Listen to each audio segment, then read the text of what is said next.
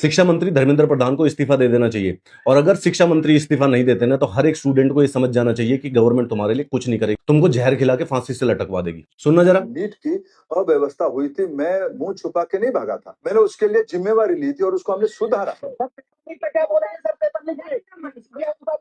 ये अब जो नीट की अव्यवस्था हुई है, तो उसकी जिम्मेवारी कोई नहीं ले रहा और अब ये मुंह छुपा के भागने लग रहा है।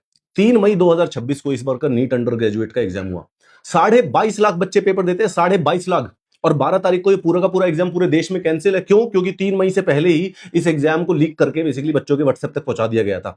व्हाट्सएप पे, टेलीग्राम पे एक गेस्ट पेपर सर्कुलेट हो रहा है। उस गेस्ट पेपर के अंदर 400 क्वेश्चन थे, उसमें से 120 केमिस्ट्री के एग्जैक्टली वही है जो कि नीट एग्जाम में आए। बच्चों, मेरे को एक बात बताओ, अगर इस चीज के लिए भी तुम्हारे देश का एजुकेशन मिनिस्टर इस्तीफा नहीं देता है, तो तुमको गवर्नमेंट की कोई भी बात मानने की क्या जरूरत है? किस बात पे विश्वास करोगे? ये तुमको जो जहर खिलाए जा रहे हैं, तुम्हारी जिंदगी बर्बाद किए जा रहे हैं, साल पे साल बर्बाद किए जा रहे हैं। गवर्नमेंट की कोई भी मैंडेट और कोई भी डिक्टेट को मानने की तुम्हारी जरूरत नहीं है, तुम्हारी रिस्पॉन्सिबिलिटी नहीं है।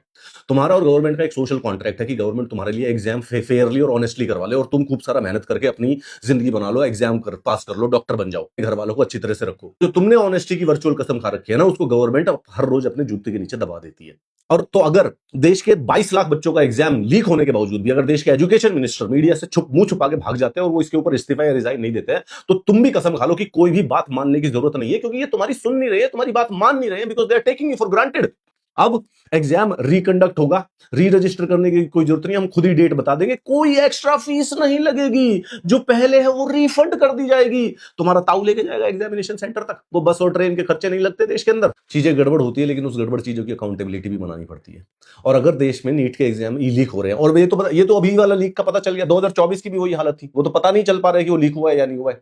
कितने एग्जाम लीक होते हैं, कितने ब्राइट बच्चों के फ्यूचर्स को बेसिकली जमीन के अंदर गाड़ दिया जाता है, और उसके लिए भी अगर एजुकेशन मिनिस्टर मीडिया से मुंह छुपा के भाग जाए, भाई उसको रिजाइन करना चाहिए, उसको रिजाइन करना पड़ेगा, उसका इस्तीफा करवाओ। एक बात की लिमिट होती है ना, हर बात के लिए थोड़ी ना भाग जाओगे।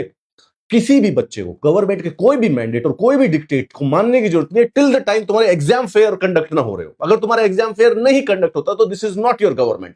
तुम लोगों का पागल बना रहे हैं ये लोग यार, तुम लोगों का पागल बना रहे हैं। बच्चे को 2 साल लगते हैं मेहनत करते हुए, 2 साल किताबों में गड़े रहना पड़ता है, तब जाके पढ़ाई होती है, तब जाके बच्चा पेपर देने जाता है दिमाग लगा के, और उसके बाद ओ पेपर कैंसिल हो गया, ओ क्योंकि पेपर लीक हो गया, ओ मिनिस्टर साहब कुछ नहीं बताएंगे। ओ स्टूडेंट्स, अगर जिंदगी अच्छी जीनी है, गवर्नमेंट की एक भी डिक्टेट, एक भी मैंडेट मत मानो, कुछ मत मानो, एक कंडीशन रखो, ये एग्जाम सही से करवाएंगे जिंदगी में तो तुम हो, नहीं तो नहीं।